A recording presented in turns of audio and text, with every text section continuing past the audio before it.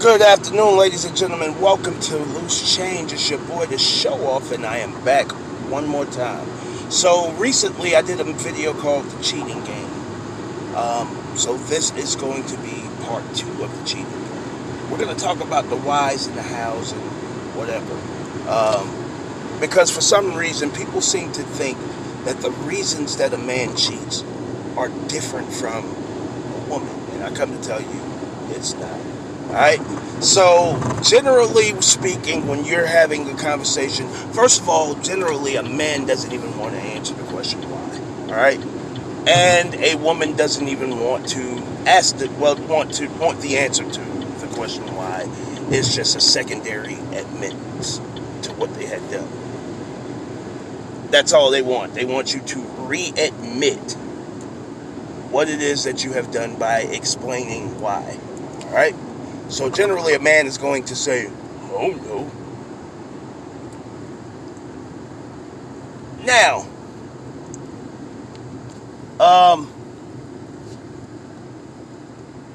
a man is never cheating on you because, okay, let's start here. A woman generally claims that she cheats because of attention or lack thereof. All right, it's a lack of attention. He's not as attentive as he was in the beginning. There's a decline. He doesn't treat you the same. A lot of times, what people don't do is they don't look at themselves. A lot of times, male or female, we don't look at ourselves. You know what I'm saying? A lot of times we tend to place ourselves in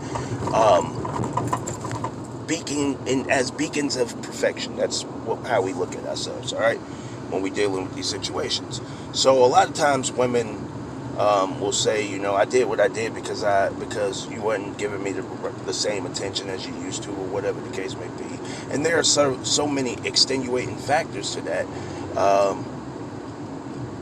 Like, for instance, is he not giving you the same attention because he's working more often in order to provide for you and the household that you live in?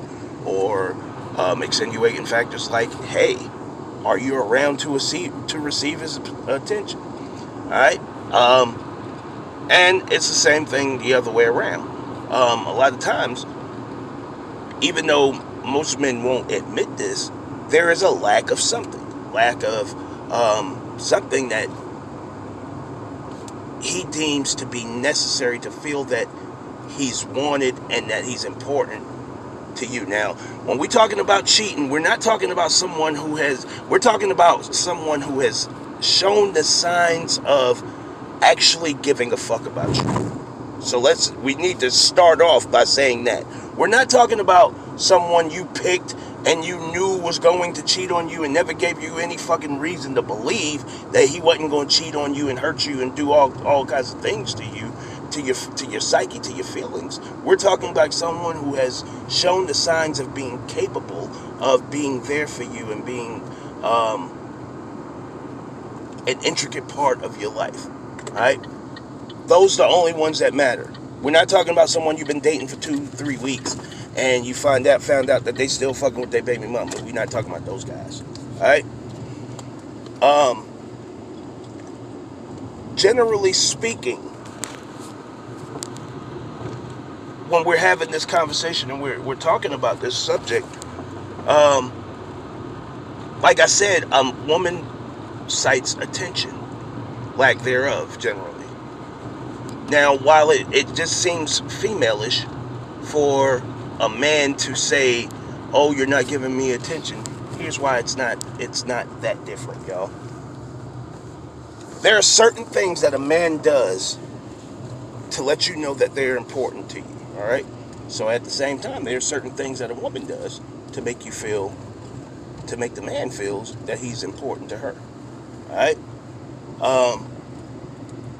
Where it tends to go wrong is when those things lighten up. When you feel like you don't have to do those things, you got that person enough that you don't have to do those same things that you did early on in order to put your hooks in that person. That's generally where everything tends to go wrong. All right? So with that being said, here's the truth. A man, while he may never admit this and never want to talk about it, because believe it or not, even at his worst, when he's cheating or whatever, he still doesn't want to hurt your feelings. Alright? And generally, when you get a reason, you forced it out of him. Alright? So he's already angry because you keep on asking him the same question. Why did you do this? Why did you do this? And he knows that you don't want that answer, because he knows you can't handle that answer. So that's why he doesn't answer the question. Alright? So I'm going to answer it for him. The same way and same manner, and remember, I do my videos from a male perspective, alright? So those same characteristics, those same things that you say, okay, well, I'm going to go out and do this and meet these people and talk to these people and do whatever with these people because he's not doing this. It's not the same things. There are different variables. However, it is the same principle. This man is actually cheating because it might be, lack of sex. It might be miscommunication. It might be the way that you interact with each other. Generally, when a man who actually cares and who has actually shown the ability to be an intricate part of your life, generally when that man cheats, generally he just hates being around you. That's where it starts. That's where it starts. It starts with the nagging and complaining, and as soon as he hit the door, there's something negative to be said every single day or whatever the case may be, and all of a sudden he starts taking his time getting home, and then all of a sudden he finds somewhere to go before he gets home, and then all of a sudden he stops coming home early or whatnot, and he starts coming home late, and then all of a sudden now he's starting to go out and have a good time and place himself into situations where he can be tempted, and then the next thing you know, you're still nagging, fussing, and fighting, and then boom, the opportunity presents itself, and he can't figure out in his mind why he shouldn't. Because every time I come home, it's something bad. Like, here's the thing. As men, why can't we be in a relationship with someone we enjoy being around? Someone who wants to laugh, who wants to joke. See, the thing about it is, first things first, like I said, the beginning of it is generally, he doesn't want to be around you. What is so wrong with a woman being an enjoyable person? Never mind I cook, I clean, never mind that stuff, alright? What is wrong? Now, a woman, on the other hand, will say, yo, I cheated because you work too often. You're never at home because you work all the time. Which is the most selfish shit ever. You're not giving me attention because all you do is work. A man is never going to cheat on you because you work too often. It's generally when, and I'm generally speaking, a man is not going to cheat on you. I should say, not never, but generally speaking, a man is not going to cheat on you because you work too much. Generally speaking, a man is going to cheat on you. Y'all ready for this? Let me put it this way. When he's neglected, when he feels neglected, when you're not doing the same things, and then he looks up and he sees you giving your attention and your time to someone else. Now, this is the man, like I said, this is not the man who you've been dating for 3 weeks or something like that. This is the man that you've been with. He's shown the capabilities of being somebody who can bring something and add something to your life, and wants to bring something and add to your life. All right? So once he feels neglected, just as you feel neglected by the fact that he's not giving you attention, he feels neglected when you're not sexing him.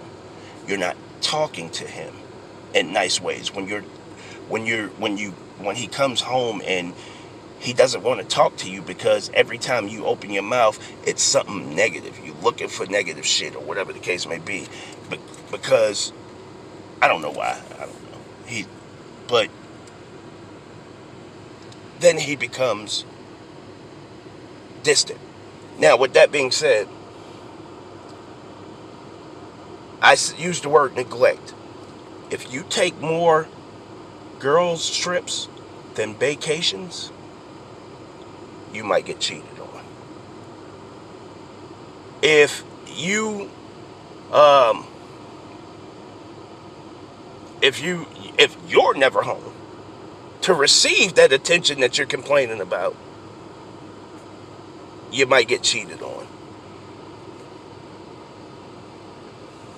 If everything that this man says, or everything you say to this man, is of a negative nature, nagging nature, if you're always angry, belligerent, if you're always acting like your period is on, you might get cheated on. If you force this man to have his home where he lives, his domain where he pays bills, if you force this man to not feel like he's coming home from work, as this is his safe haven, you might get cheated on. We go through the hustles and bustles of the world. No one, man or woman, wants to come home to more stress. Nobody.